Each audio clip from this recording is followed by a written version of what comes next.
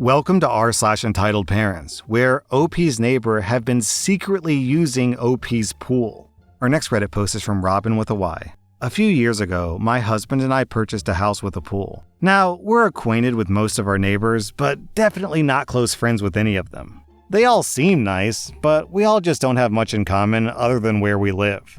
The neighbors next door to the right is a family of 6. Twin daughters attending the local university, a high school-age son, and a young elementary school-age daughter, maybe 1st or 2nd grade, and then the parents. Now, normally, we open our pool in May and close it in October. But this year, our weather was off, and we had a very cool and very wet month of May, and then June went straight to 100-degree temperatures. So, because of this, we haven't had our pool opened yet this year. Normally, we go to the family lake house for a week during each of the 3 major holidays, but we didn't go for Memorial Day because there was flooding around the lake this year. Now, several times in June, the little girl next door has seen either my husband or myself outside, and she's asked us when we're going to open the pool. We first told her maybe later, but yesterday she asked, and I said we're probably just not going to open it this year, and she started crying. Now, we've never had any of the neighbors over to use our pools, so I didn't understand why she was crying over us not opening our pool. Well, I spoke with the neighbors on our left, and apparently our neighbors on the right have been having a small family party at our pool every 4th of July when we're gone.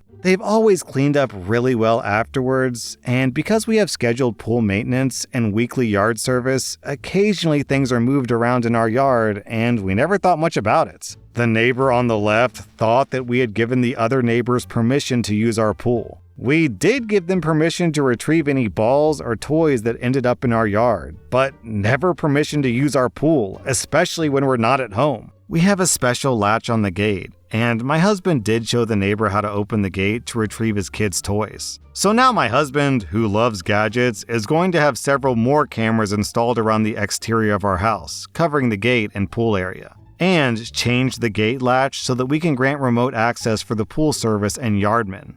Down in the comments, we have this story from Sergeant Joe. I had this problem. When I left town, I put up a warning sign that stated the pool was being chemically treated and it was dangerous. Of course, I did no such thing. All I did was put up a sign. One day, I got a call from an emergency room because someone snuck into the pool and claimed they were injured by the chemicals. I told the doctor they were faking it, as the only thing I did was put up a sign. Our next Reddit post is from Error Ends. I moved out of my parents' house last year.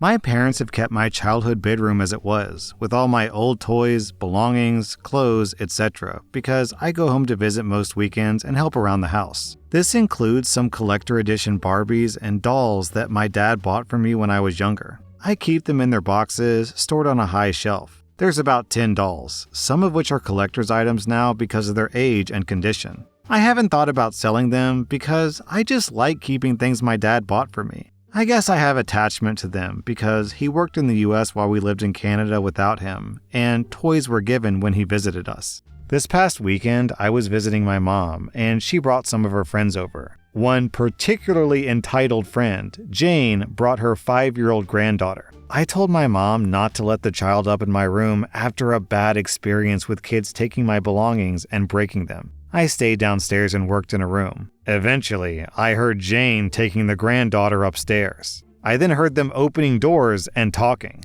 I didn't go upstairs until I heard her say something about dolls. I went upstairs and asked them both to leave my room. But Jane was already in my closet at this point, pointing at the dolls. Of course, she pointed at the boxes of Barbies. She pulled one off, showed it to her granddaughter, and told me she wanted to play with it. When I told her, no, it's in a box for a reason, she seemed irritated at me and handed the box back to me. She left my room, and the child started crying, saying she wanted to play with the dolls. I went through my things, found some of the dolls that I'd opened as a kid and played with, and offered them to her downstairs. But she kept insisting on the princess doll. They didn't go back upstairs, but it left me a little anxious now about my room. My mom is telling me to put a lock on my door because Jane visits often and tends to wander around. But I'm baffled that she would go into someone's house and think it's okay to touch their stuff.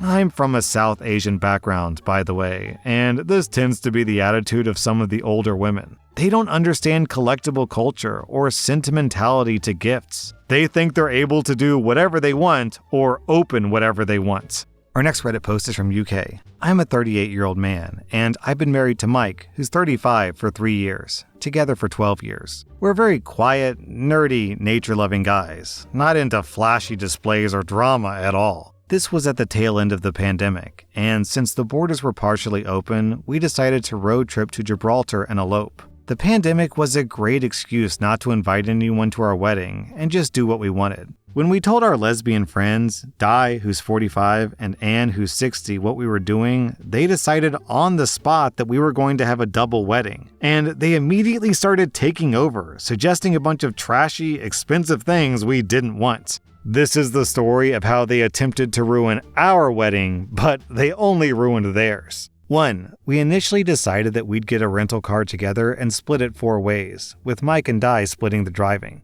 A month before the wedding, Di and Anne decided it'd be cheaper to take the train. Well, 6 trains, actually, across 3 countries. I immediately said no. And it turned out that Di didn't even have her driver's license, and she'd been driving illegally for years. Mike offered to do all the driving if they split the rental car with us. They declined because it was too expensive and took the train instead. Obviously, it went terribly for them. Trains were canceled, tickets were lost, and they missed out on the entire night in Gibraltar because they were stuck at a random train station in the Spanish countryside. Mike and I had a wonderful road trip and spent a magical night in an Airbnb in Cartagena on the way. Their train tickets cost more than half the rental car. 2. We initially agreed to get a really fancy Airbnb in Gibraltar with a hot tub and all that stuff. Split 4 ways, we could get something really nice. Well, Anne decided she wanted a real hotel and pulled out of the Airbnb plan. I found a gorgeous little 1-bedroom place for us with a hot tub and a view of the sea.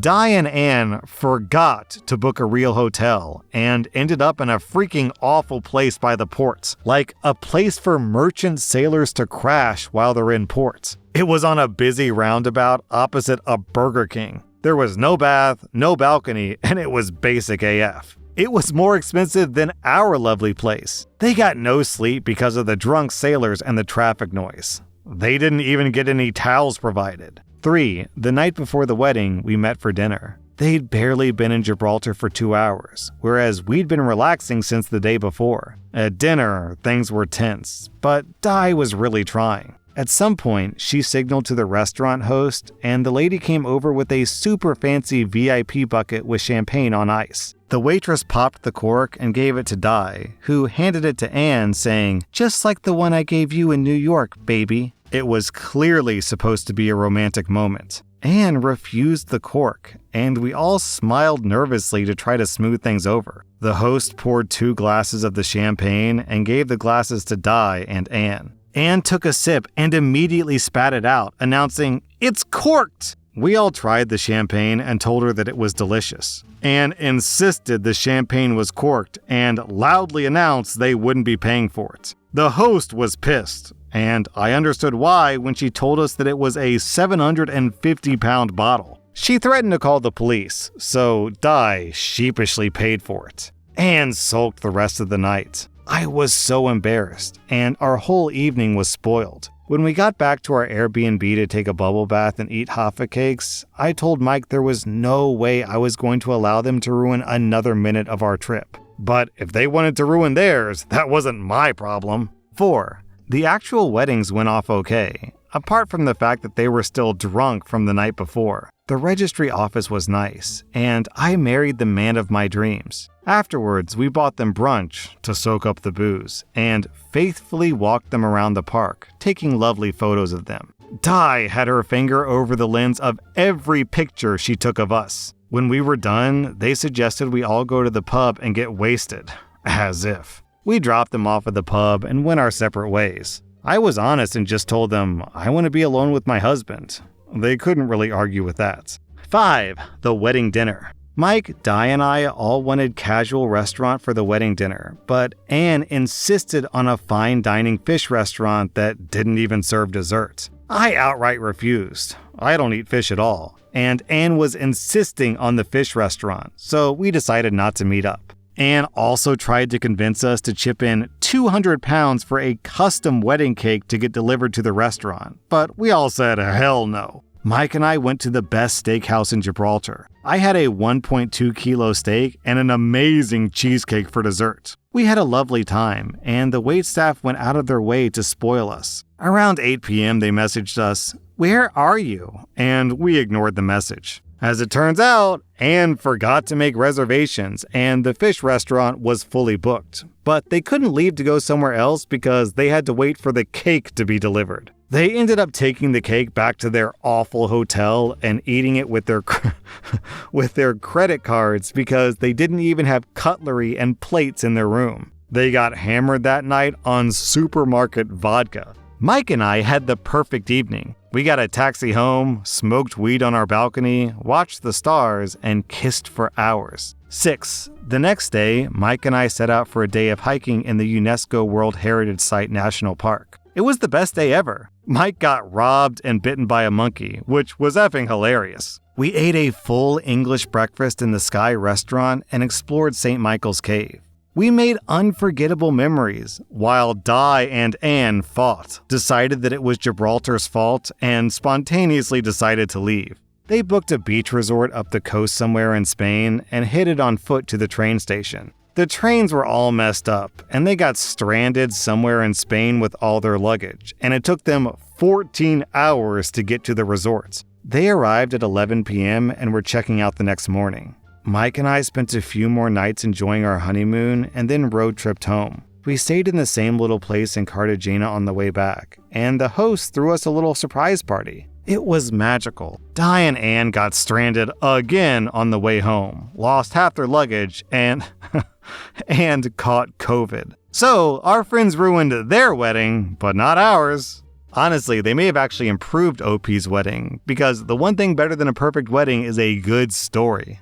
Our next Reddit post is from Dea Matias. We've got a good group of friends, and we camp together every year for Labor Day. 7 adults, 4 kids, 3 cars. We pay extra for the third car, and we're under the per-person maximum per site. Reservations open up 11 months in advance. We book the same large site every year 11 months in advance. This is, hands down, the best site in the campground. Pull through for the camper, off by itself, huge space, set off from the road, facing the woods. It is an A+ site. Some of the other sites are much smaller. I was the first to arrive at the campground at about 9 p.m. Friday night. Every site is full, except for one, and it isn't ours. It's the next site over, and it's a site that clearly cannot fit a 32-foot trailer. We kinda live in Methlahoma out here, and this trailer was probably made in the 80s, so I'm pretty nervous when I go up to knock on the door. I immediately drop my best Oklahoma accent and go full Southern lady. "I'm terribly sorry to bother y'all, but here's my reservation email. I think y'all are in my site." "Oh, no, this is the site that we booked." "Well, ma'am, would y'all mind if I looked at your reservation email? If they double booked us, we'll figure it out." "Oh, let me find the email." They close the door. I wait 10 minutes. They don't pop out. I go ahead and call the ranger. They'll be here in 30 minutes. I wait 10 more minutes and knock on their door again. "Were y'all able to find that email?" "Well, do we go to their website?" "No, it should be in your email." "Well, what do you want us to do? We have kids asleep in here." "Ma'am, my kids are asleep in my car, so I get it. We won't fit into the other site. If we can't get into this one, we won't have a space to sleep tonight." They still can't find the email. My friend finally pulls up with their trailer, and the ranger came right after. Magically, they somehow find the email. They're supposed to be on the tiny campsite. They're now appealing to the ranger. "Oh, we're supposed to leave tomorrow morning. Can't we just stay here? It's so much work to back in a trailer for just one night." "Okay, I can compromise. We'll find somewhere else tonight if you can be out by 7 a.m. tomorrow so that we can get in." "How about 11? That's checkout time." "Nope, this is our site. We'll be nice, but we've got a full day tomorrow, and we need to be set up by 8 a.m. "That's so early. We have kids, but I guess we can be out by then." The ranger sees right through the potential drama that would happen at 7 a.m. the next morning and says, "No, you need to go ahead and move tonight." "But we have sleeping kids." The ranger points to me. "So does she. You need to move." Much cussing and grumbling, but they finally move their RV. Takes them a solid 45 minutes to get slotted into that microscopic site. And here we are, Sunday afternoon, and their loud kids and their off-leash rat dogs are still in the site next door. The sites are fairly well spaced, so at least it's muted by the trees. Yesterday morning, one of the kids screams, "Why aren't we in the nice site anymore?" The mom then screams back, "Well, those people over there took our site." You should have booked earlier, my friends. Normally, we cook more food than we can eat and share with our neighbors. Nope. No steak for you. I think the ranger has definitely seen this rodeo before. That was rSlash Parents, and if you like this content, check out my podcast where I publish the exact same episodes. Also, hit that subscribe button because I put out new Reddit videos every single day.